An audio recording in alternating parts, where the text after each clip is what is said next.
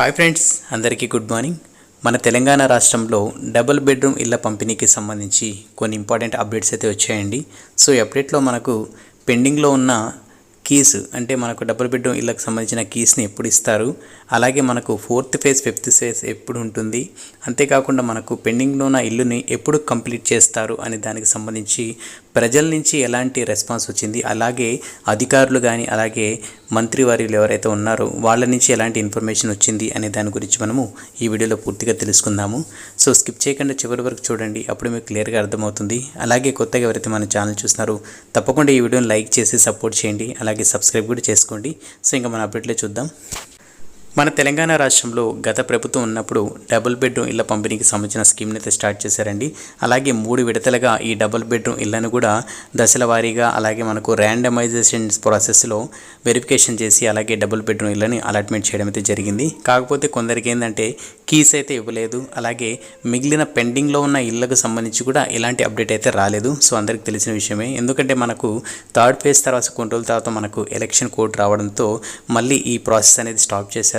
అలాగే మనకు government change అవ్వడంతో సో ప్రస్తుతానికైతే దీనికి సంబంధించి ఎలాంటి వర్క్ అయితే ఇంకా స్టార్ట్ అవ్వలేదండి. సో ఎందుకంటే మనకు దీనికి మెయిన్ రీజన్ ఏంటంటే మనకు తెలంగాణ గవర్నమెంట్ ఎప్పుడైతే వచ్చిందో ఈ 6 గ్యారెంటీస్ అయితే వాళ్ళు ఎక్కువగా ప్రయారిటీ అయితే ఇస్తున్నారు. ఎందుకంటే ఈ ప్రభుత్వం యొక్క మెయిన్ అజెండా ఏంటంటే మనకు 6 ఏవైతే గ్యారెంటీస్ ఉన్నాయో అవి అమలు చేయాలని చెప్పేసి కృషి చేస్తున్నారు.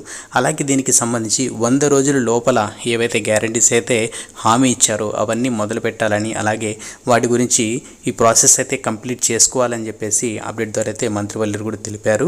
అంతేకాకుండా మనకు ఈ డబుల్ బెడ్రూమ్ ఇళ్ళకి సంబంధించి చాలామంది అర్జీలు అయితే ఇస్తూ వచ్చారు. సో ముఖ్యమంత్రికి కానీ అలాగే ఎవరైతే మనకు ఈ గృహ నిర్మాణ శాఖ కానీ చాలామందికి అయితే అర్జీలు కూడా ఇవ్వడం జరిగింది. ఎందుకంటే కొందరికి కీస్ ఇవ్వలేదు, కొందరికి ఏంటంటే వెరిఫికేషన్ ప్రాసెస్ కంప్లీట్ అయింది, గ్రీన్ జోన్గా ఎల్లో జోన్గా ఇవ్వడం అయితే జరిగింది. కొందరికి ఏంటంటే మళ్ళీ సెలెక్ట్ అయిన వాళ్ళకి ఎవరైతే వెరిఫికేషన్ కంప్లీట్ అయిన వాళ్ళకి ఇళ్ళ పట్టాలు కూడా ఇవ్వలేదు.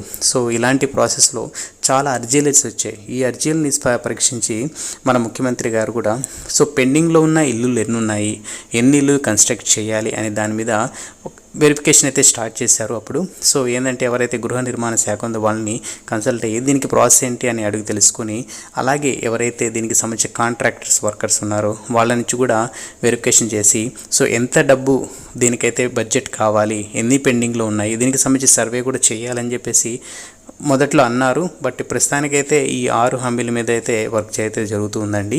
అలాగే మనకు కీస్ విషయానికి వస్తే కొంతమంది ఎవరైతే సెలెక్ట్ అయ్యారో ఎవరికైతే ఈ ఇళ్ల పట్టాలు ఇవ్వడం అయితే జరిగిందో వాళ్ళకైతే కీస్ కూడా అందజేశారండి. ఇంకా కొంతమందికి కొన్ని ప్లేసెస్ లేదంటే కొన్ని ఏరియాస్లో సో వాళ్ళకి ఏంటంటే అక్కడికి వెళ్ళి కన్సల్ట్ అయ్యి సో మా కీస్ మాకు ఇవ్వండి అన్నా కూడా అక్కడ ఎలాంటి రెస్పాన్స్ లేకుండా అక్కడ గేట్లు వేయడము, అలాగే వాళ్ళు మా దగ్గరకు ఎలాంటి అప్డేట్ అయితే రాలేదు, మాకు అధికారుల నుంచి ఎలాంటి ఇన్ఫర్మేషన్ రాలేదని కూడా వాళ్ళు చెప్తున్నారు. సో ఈ విధంగా మనకు పెండింగ్లో ఉన్న కీస్ కూడా పెండింగ్లో అయితే ఉన్నాయి. వీళ్ళు వచ్చి మండల ఆఫీస్లో కానీ మున్సిపాలిటీ ఆఫీస్లో వెళ్ళినా కూడా వాళ్ళకు కూడా ఎలాంటి అప్డేట్ అయితే లేదండి. ఎందుకంటే మనకు రాజకీయ పరంగా ఎవరైతే మంత్రివర్యులు ఉన్నారో ఎవరైతే ఎమ్మెల్యేలు ఉన్నారో వాళ్ళైతే అప్డేట్ ఇవ్వాలి. సో దీనికి ఒక ప్రాసెస్ మళ్ళీ కంటిన్యూ చేయాలా, అలాగే దీనికి సంబంధించి ఇంకేమైనా ఫర్దర్ ప్రాసెస్ ఎప్పుడు స్టార్ట్ చేయాలి, ఎలా స్టార్ట్ చేయాలి అనేది దానికి సంబంధించిన అప్డేట్ అయితే ఇంకా ఏం రాలేదు. సో దీన్ని బట్టి మనకేమర్థమవుతుందంటే ఏవైతే ఈ హామీలు ఉన్నాయో ఇవన్నీ కంప్లీట్ అయిన తర్వాతే, అంటే వాళ్ళు ఇచ్చిన టార్గెట్ డేట్ కంప్లీట్ అయిన తర్వాత అలాగే మనకు బడ్జెట్ సమావేశాలు అయితే ఉంటాయండి. సో బడ్జెట్లో మనకు ఈ పథకానికి సంబంధించి ఎంత బడ్జెట్ అలొకేట్ చేయాలి, అలాగే పెండింగ్లో ఉన్న ఇల్లులు అంటే మనకు 30,000 పైగా ఇల్లులు అయితే కన్స్ట్రక్ట్ చేయాలండి. కొన్ని ఇల్లులు ఏంటంటే కంప్లీట్ అయ్యాయి.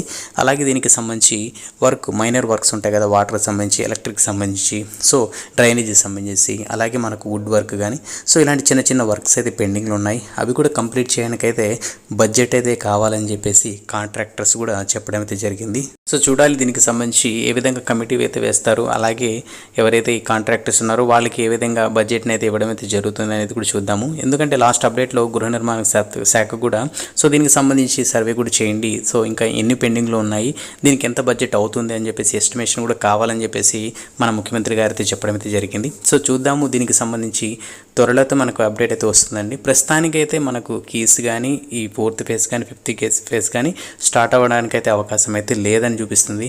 ఎందుకంటే మనకు ఈ హామీలు ఏవైతే ఉన్నాయో, ఏవైతే కమిట్ అయి ఉన్నాయో, ఏవైతే ప్రజలకు సంబంధించి సో ప్రజాపాలన దరఖాస్తులు బట్టి ఏవైతే ఉన్నాయో దాని మీద వర్క్ చేస్తున్నారండి అందరూ. సో వెరిఫికేషన్ చేయడము, అలాగే ఫిల్టర్ చేయడము, వాళ్ళు ఎలిజిబుల్లా కాదని చూడడము, సో విధంగా 1 by 1 ఇస్తూ వస్తున్నారు. సో మనకు వచ్చే నెల నుంచి ఇవి కరెంటుకు సంబంధించి 200 యూనిట్ల వరకు ఉచిత విద్యుత్ కూడా అందజేస్తా అని చెప్పేసి అప్డేట్ కూడా ఇవ్వడం అయితే జరిగింది. సో మెల్లగా ఒక్కొక్క హామీని స్టార్ట్ చేసుకుంటూ, అలాగే వెరిఫికేషన్ చేసుకుంటూ స్టార్ట్ చేసుకుంటూ వెళ్తూ ఉన్నారు. సో చూద్దామండి, దీనికి సంబంధించి మనకు త్వరలో అయితే కంపల్సరీగా అప్డేట్ అయితే వస్తుంది. ఎందుకంటే ఇది ఆల్రెడీ రన్నింగ్లో ఉన్న పథకము, సో ఆల్రెడీ స్టార్ట్ అయిపోయిన పథకం కాబట్టి ప్రాబ్లం అయితే ఏముండదు. ఆల్మోస్ట్ 65% అయితే కంప్లీట్ అయింది. రిమైనింగ్లో ఏవైతే ఉన్నాయో సో దానికి సంబంధించి ప్రభుత్వం అయితే కంపల్సరీగా చర్యలు అయితే తీసుకుంటుంది. సో ఎవరైతే ఎలిజిబుల్ ఉన్నారో ఈ పథకానికి సంబంధించి కూడా తప్పకుండా వాళ్ళకైతే న్యాయం చేస్తామని చెప్పేసి కూడా ప్రభుత్వం అయితే హామీ ఇవ్వడం అయితే జరిగింది. సో చూద్దాము, ప్రతిపక్షంలో ఉన్న వాళ్ళు కూడా కంపల్సరీగా దీనికి సంబంధించి అడగడం అయితే జరుగుతుంది. సో ఎందుకంటే వాళ్ళు మొదలుపెట్టిన ఈ పథకానికి సంబంధించింది కదా, సో కంపల్సరీగా వాళ్ళైతే రెస్పాండ్ అవుతారు. సో అందులో ఎవరైతే పేదవాళ్ళు ఉన్నారో, ఎవరైతే వెయిట్ చేస్తున్నారో కూడా వాళ్ళకైతే తప్పకుండా గుడ్ న్యూస్ అయితే వస్తుందండి. సో అలాగే మనకు కీస్కి సంబంధించి కంపల్సరీగా ఇంకా వచ్చే 2 వీక్స్లో కానీ 3 వీక్స్లో కానీ వాళ్ళకు కీస్ అయితే ఇవ్వడం అయితే జరుగుతుంది. ఎందుకంటే కొన్ని ఏరియాస్లో డిస్ట్రిబ్యూట్ చేశారు, కొన్ని ప్లేసెస్లో అయితే చేయలేదు. ఎందుకంటే మనకి వాళ్ళకి అధికారుల నుంచి వాళ్ళకి అప్డేట్ ఇస్తేనే కానీ వాళ్ళు అయితే చేయరు కాబట్టి.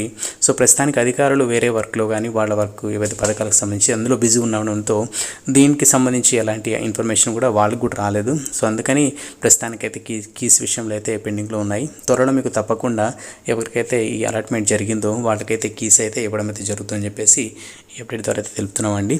సో ఇదేంటి మనకు డబుల్ బెడ్రూమ్ ఇళ్ళ పంపిణీకి సంబంధించిన లేటెస్ట్ అప్డేట్. మనకు డబుల్ బెడ్రూమ్ ఇళ్ళ పంపిణీకి సంబంధించి ఎలాంటి అప్డేట్ వచ్చినా కూడా మీ అందరికి తెలియజేస్తూ ఉంటాను. ఎందుకంటే చాలామంది మన సబ్స్క్రైబర్స్ కామెంట్ చేస్తూ ఉంటారు.